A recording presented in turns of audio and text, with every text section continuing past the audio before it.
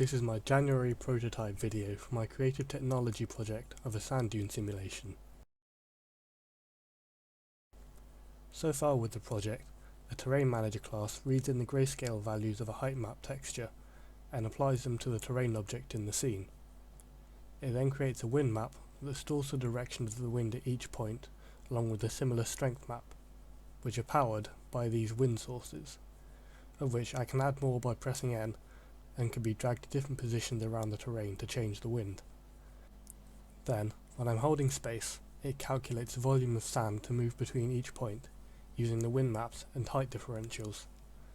My newer updated wind system is not yet functional, so I'm currently using an older, less accurate system. This is what happens if I switch on to the newer one temporarily.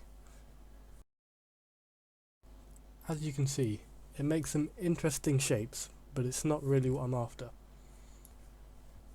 The simulation can then be reset by pressing R. The transfer calculations are not all the way there yet.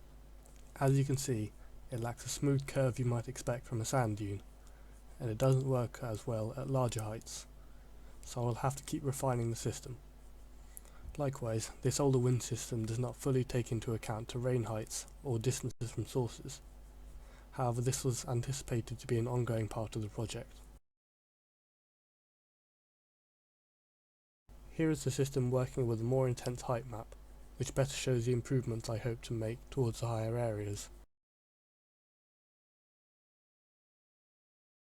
As can be seen here, when running the simulation, there is a significant frame drop, so I'll have to be looking into ways to optimize this project, which I already have some ideas for reducing the number of calculations done each tick.